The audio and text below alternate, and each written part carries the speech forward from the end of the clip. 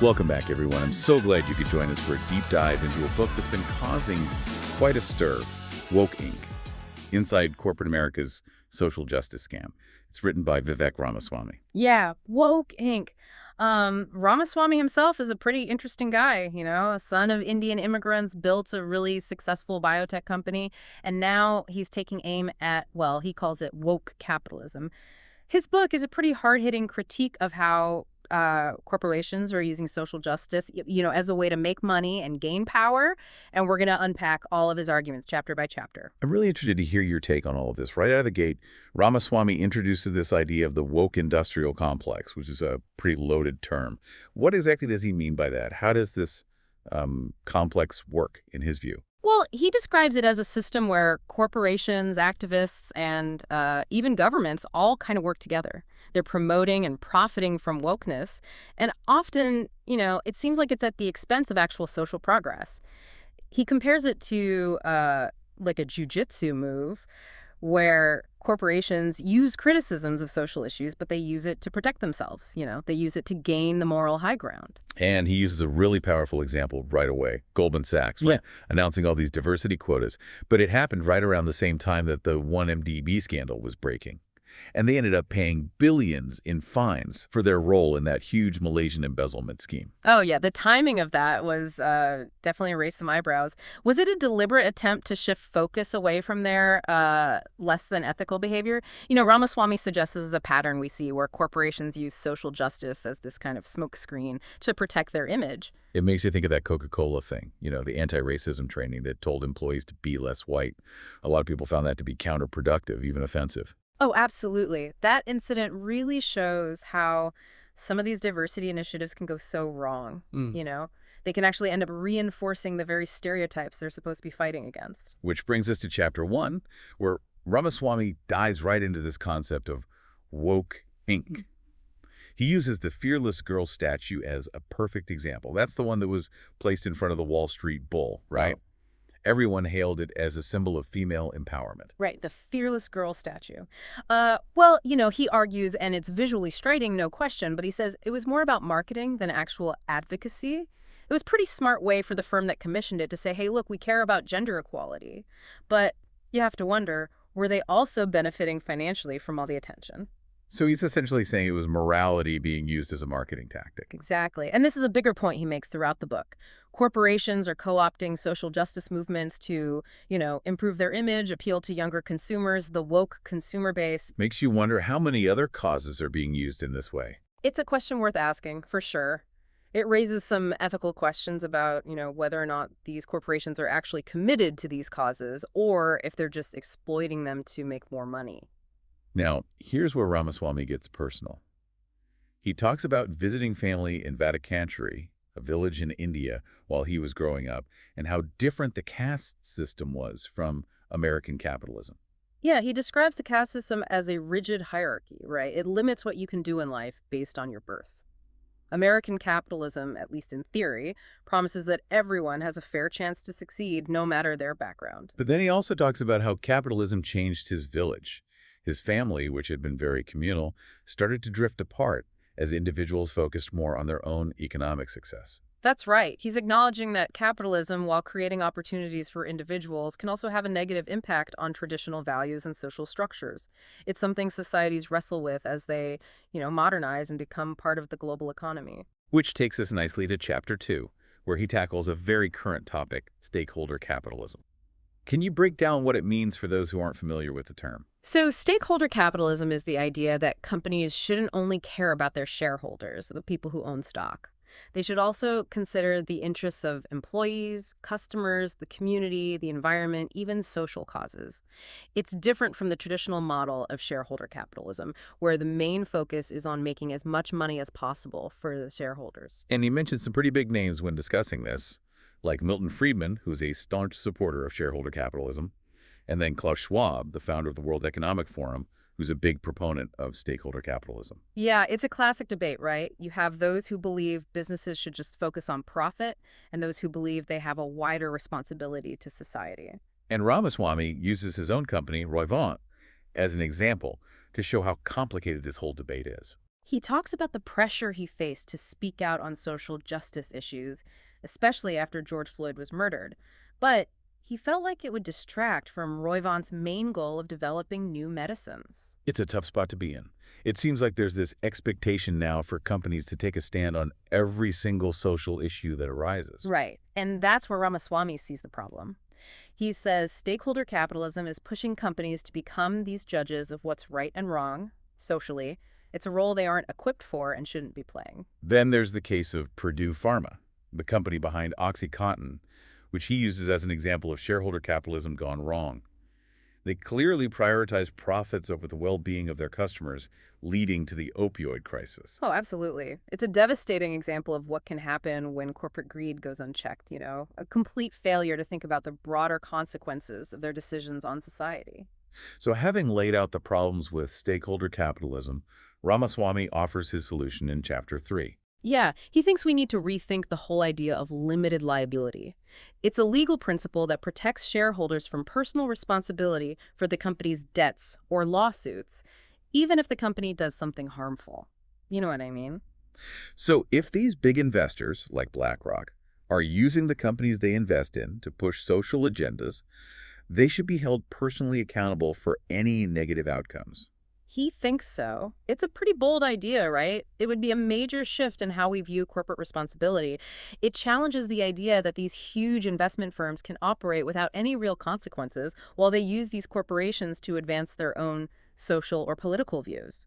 He even looks to history for guidance, pointing out that in the 18th and 19th centuries, corporations had very specific purposes laid out in their charters.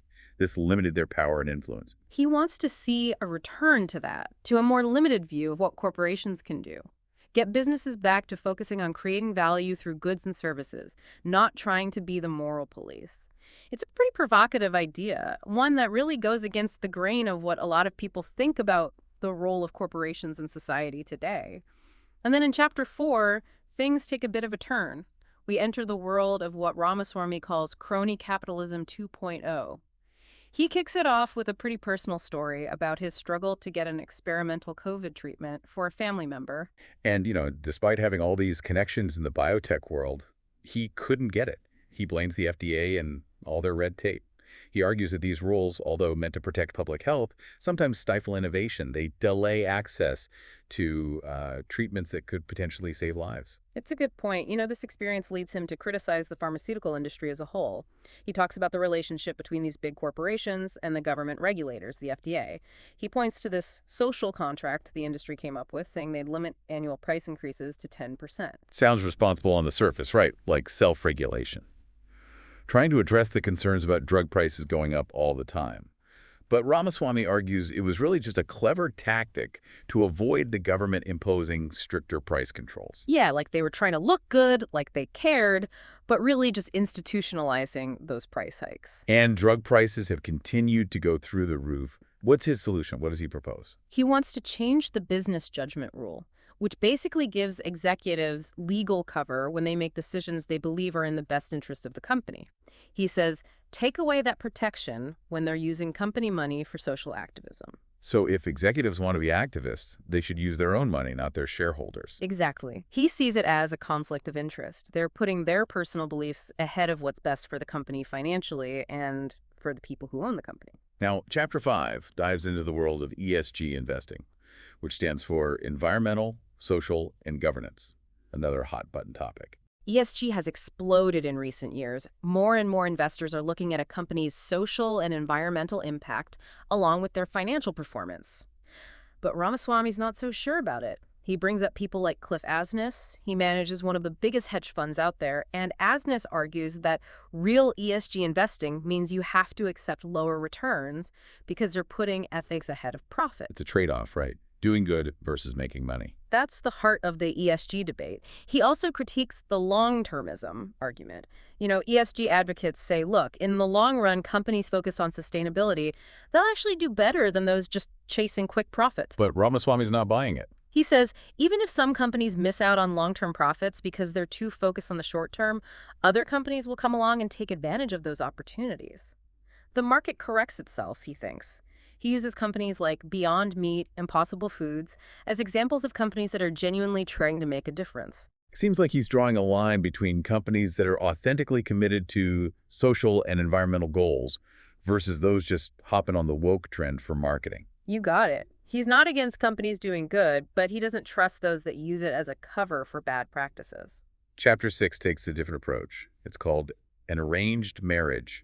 And Ramaswamy starts by talking about his own parents, how they had an arranged marriage, and, by all accounts, a happy one. Interesting, right. Well, he uses this as a metaphor for corporations and this whole wokeness thing. It's like a marriage of convenience. They're each using the other for their own benefit. And he thinks the 2008 financial crisis was a big turning point.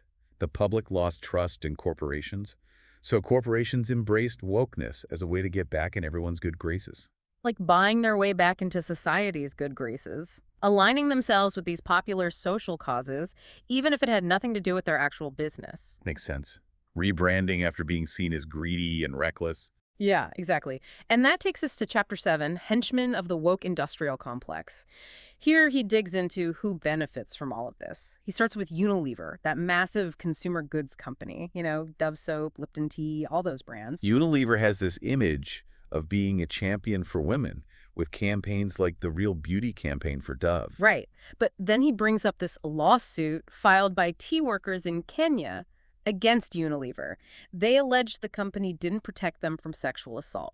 So they're talking about empowering women globally while facing these allegations of mistreating women in their own supply chain. The hypocrisy, right. And he argues it's not just Unilever. Lots of corporations use partnerships with nonprofits to deflect criticism and make themselves look better, even when their actions go against what those nonprofits stand for. He even brings up Martin Shkreli, the pharma bro, who became the symbol of corporate greed after raising the price of that life-saving drug. It's an interesting contrast. Shkreli was all about profits, didn't try to hide it. He was the villain. In a way, it made him easier to target than these companies that use social justice to hide their own bad behavior. Then there's this story about Ramaswamy meeting Mohammed bin Salman, the crown prince of Saudi Arabia. At first, he was impressed with MBS's plans for modernizing the country. Yeah, but then shortly after, MBS started cracking down, jailing critics, activists, and then he was implicated in the murder of Jamal Khashoggi. It shows that things aren't always what they seem. Even those who talk about progressive values can be involved in human rights abuses. For sure. And that brings us to Chapter 8, The China Problem, where Ramaswamy takes his critique to a global level. He starts by expressing concern about doing business in dictatorships.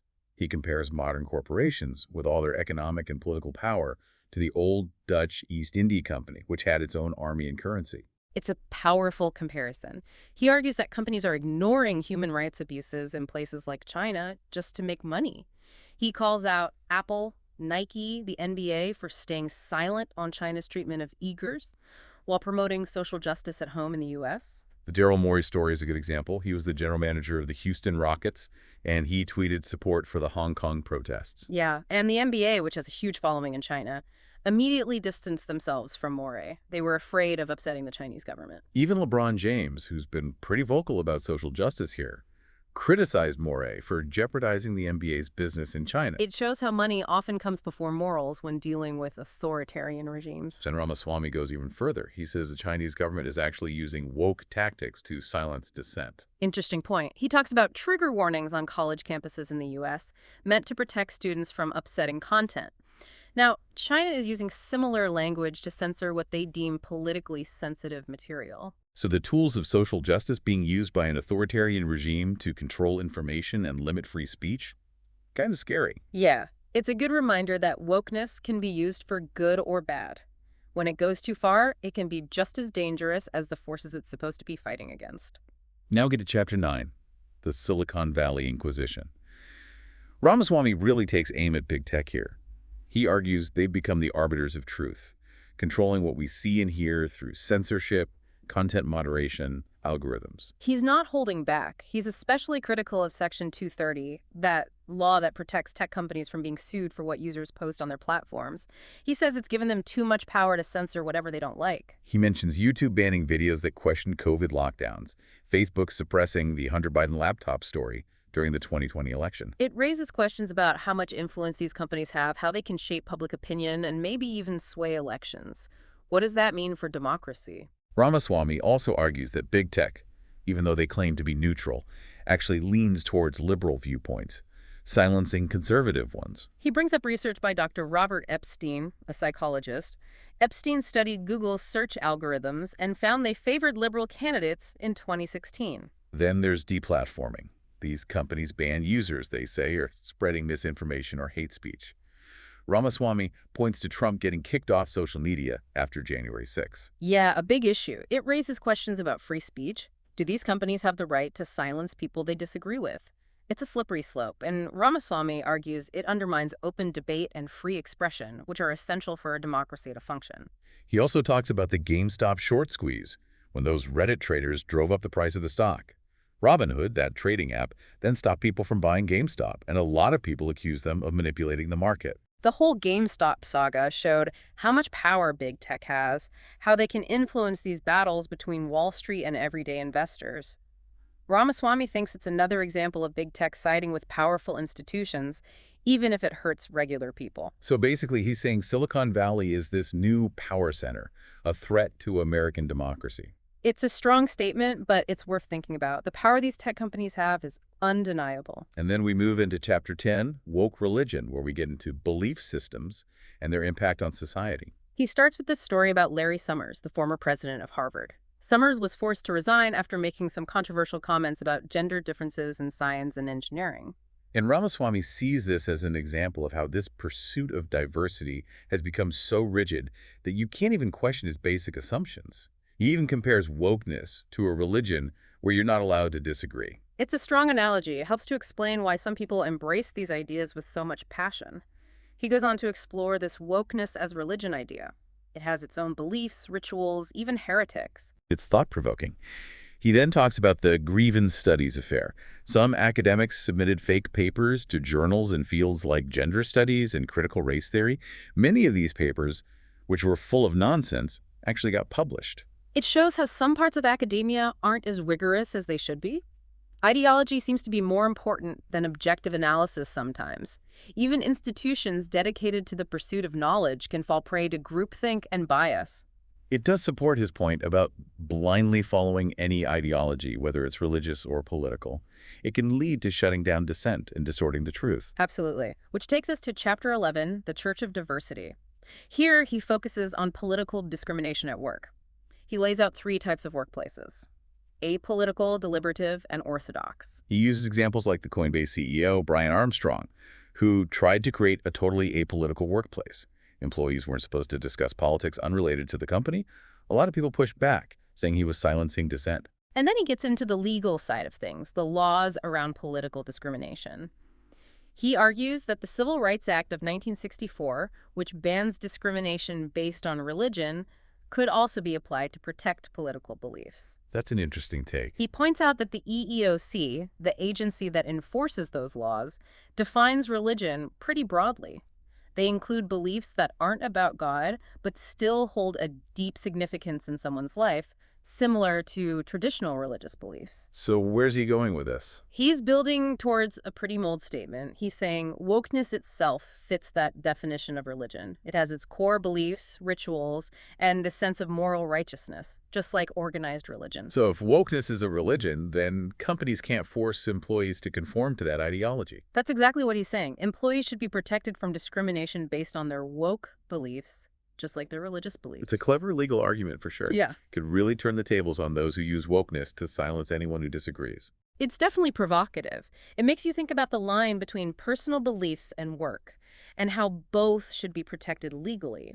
After exploring the downsides of diversity, Ramaswamy offers a different approach in Chapter 12, Critical Diversity Theory. Right. He argues that this focus on race and gender as the main measures of diversity is too narrow, often leads to tokenism, and doesn't really achieve much. And he proposes critical diversity theory, or CDT, as a way to go beyond those surface-level metrics and actually achieve diversity of thought and experience in organizations.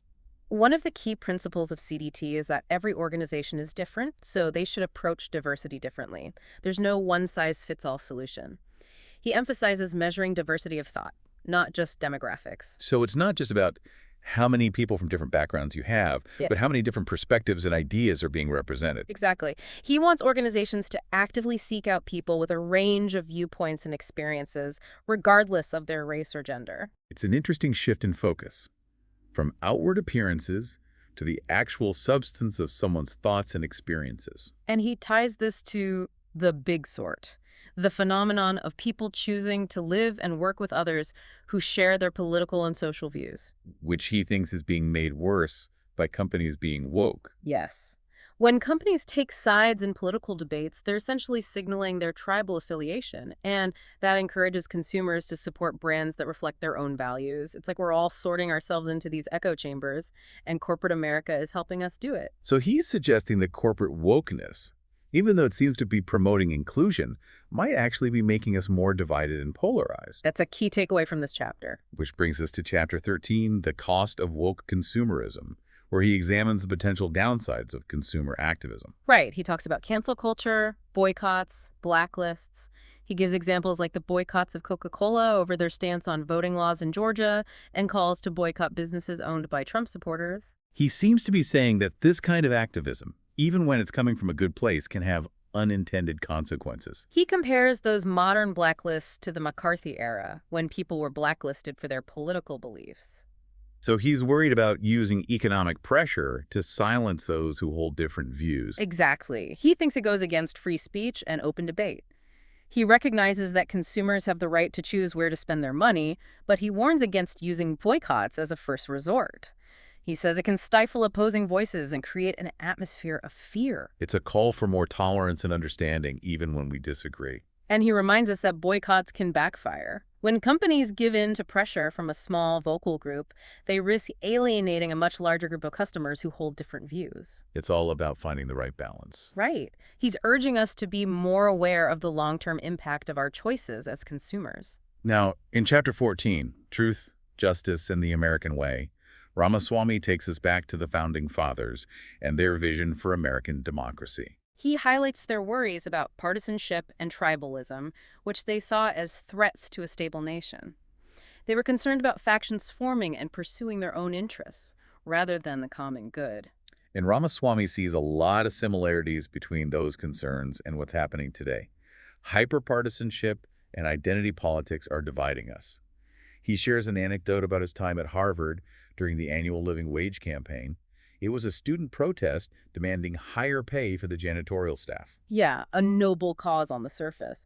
But he questioned the motives of some of the students involved. He felt like some of them were more interested in showing how virtuous they were and boosting their resumes than actually making a difference. That was his take. And he contrasts that with another story about a high school student he mentored who started a nonprofit to fight sex trafficking. The student's father was a wealthy investor, and it became clear that the nonprofit was mostly a way for the student to improve his chances of getting into a good college. So even altruism can be twisted by self-interest. That's his point. And it leads to his main argument in this chapter. We need to rediscover what true service means. Not about self-promotion, but about genuine commitment to the common good. And he has a pretty radical idea for how to do that. Mandatory national service. He wants to require every young American to serve their country in some way. It's a bold idea, and it's sure to be controversial, but he thinks it's the only way to break down the barriers of race, class, and ideology that are dividing us. He sees shared experience as a way to create a sense of unity, of working towards something bigger than ourselves, something we really need in this polarized world. He points to examples like Rwanda, where mandatory community service has helped heal the wounds of genocide, and Israel, where military service is a rite of passage that brings people from different backgrounds together. Definitely something to think about. Yeah, and then we come to the final chapter, A New Declaration of Independence. This is where he lays out his vision for a more unified, purpose-driven America. Okay, let's hear it. What does he propose? Well, he starts with a pretty moving story about his wife, Apurva, who's a doctor. During the pandemic, she had this awful decision to make. Keep treating patients and risk exposing their newborn son to the virus, or stay home to protect him. That was a dilemma so many people face, right? Mm. Trying to balance their own responsibilities with their duty to the larger community. Exactly. And he uses this personal story to talk about something bigger, the need for real pluralism. He says true pluralism isn't just about celebrating differences between groups, it's about recognizing that each individual is complex. We all have multiple identities, roles, responsibilities. All these things shape who we are. So it's not about putting people in boxes based on one group identity, but seeing them as whole people with all their unique experiences and perspectives. Right. He's pushing back against the way we oversimplify identity, especially in politics these days. He wants a more nuanced understanding of who we are, both as individuals and as members of a society. Makes sense. And this leads him to his final warning, which he's been hinting at throughout the book: the danger of blurring the lines between capitalism and democracy. He really hammers this home. He says when corporations start acting like they're in charge of social justice, using their economic power to push political agendas, it hurts both our economic system and our political system. He's been consistent on that.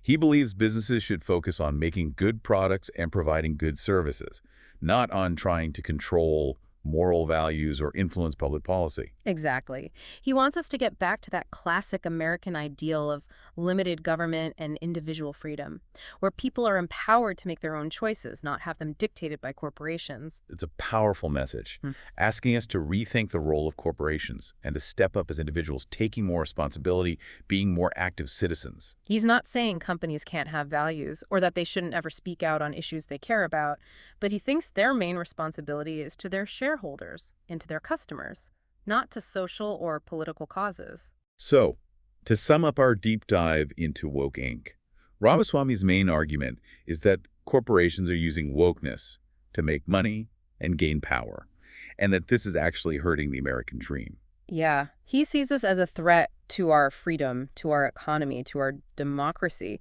He wants us to think critically about what these companies are telling us, to be wary of those who claim to be fighting for social justice, but who are really just looking out for themselves. It's a really thought-provoking book. It makes you ask some big questions about the role of corporations and how we can hold them accountable. Definitely. And it challenges us as individuals, too, to be smarter consumers, to support businesses that align with our values, and to speak up when we see corporations doing things we don't agree with. If you're looking for a book that will make you think, that will spark some interesting conversations, I highly recommend Woke Inc. It's a really timely read, and it'll definitely give you a lot to consider. And as always, we encourage you to do your own research, form your own opinions, and talk about these issues with others, even if you don't agree.